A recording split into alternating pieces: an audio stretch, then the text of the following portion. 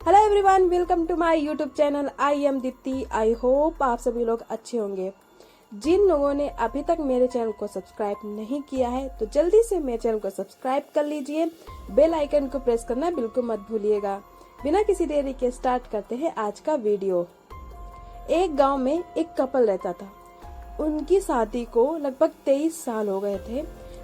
कहा जाता था उस गांव के वो सबसे परफेक्ट कपल थे, क्योंकि 23 साल शादी के हो गए थे, फिर भी उन दोनों के बीच में आज तक कोई भी लड़ाई नहीं हुई थी। जो अगल बगल के लोग थे वो कोशिश किया करते थे कि उनके बीच में लड़ाई हो सके, लेकिन वो दोनों इतने समझदार थे और एक दूसरे से इतना ज्यादा प्यार करते थे कि कभी लड़ाई नहीं करते थे। गांव के कुछ लोग जो 23 साल से देख रहे थे कि उन दोनों के बीच में कोई लड़ाई नहीं हुई, तो वो लोग उनसे जलने लगे कि ये लोग ऐसे कैसे एक दूसरे के साथ मिलजुल कर अच्छे से रह सकते हैं। तो उन लोगों ने एक बार फैसला किया कि हमें इनके बीच में लड़ाई करवानी है, कुछ भी हो जाए। वो सब मिलकर एक तांत्रिक के पास गए। वो तांत्रिक काली शक्तियों की पूजा करता था और काफी ज्यादा उसने शक्तियां प्रदान भी कर ली थी। वो तांत्रिक के पास जाते हैं और सब कुछ बताते हैं और तांत्रिक को लालच भी देते हैं कि हम तुम्हें इसके बदले काफी अच्छी दक्षिणा देंगे, बस तुम हमारा काम कर दो। वो तांत्रिक दक्षिणा की लालच में तैयार हो जाता है।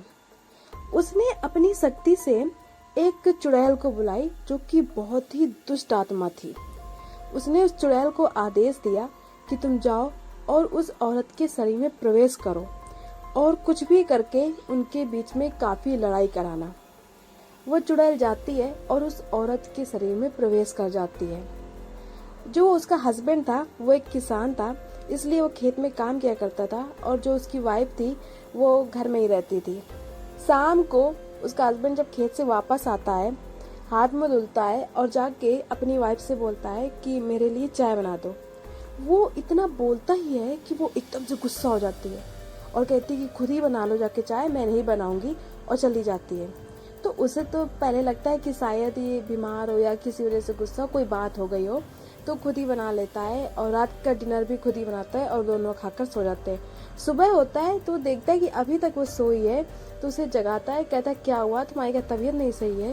तो वो एकदम इतने ज्यादा गुस्से में आ जाती है कि वो अपने पति को तेजी से धक्का मारती है कि वो बेड से नीचे गिर जाता है और बहुत ही गुस्से और भारी आवाज में बोलती है, तुम्हें क्या करना है, मैं चाहे सोऊं चाहे जगूं, चले जाओ यहाँ से वरना मार देंगे तुम्हें। वो उसका पति पहले तो डर जाता है कि आखिर हुआ क्या। वो वहाँ से चला जाता है। वो जाके खेत में काम करने लगता है। फिर वो सोचता है कि शायद उसकी वाइफ की तबीयत खराब है, इसलिए वो ऐसे गुस्से में है, तो वो ज्यादा ध्यान नहीं देता है। लगभग 2 से 3 दिन तक सेम वही चलता है। एक दिन वो तांत्रिक उस चुड़ैल को आदेश देता है कि कुछ ऐसा करो कि इन दोनों के बीच में बहुत ज्यादा लड़ाई हो।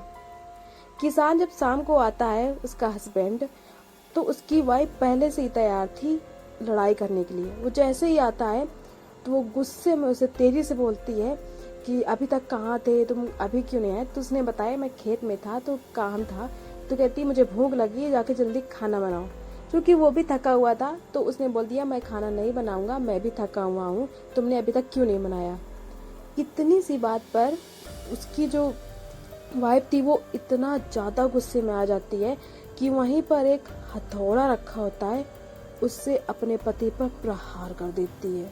उसके सर में इतना तेज से मारती है कि वो बेहोश होकर वहीं पर गिर जाता है और लगातार उसके सर में मारती रहती है और वहीं पर उसकी डेथ हो जाती है।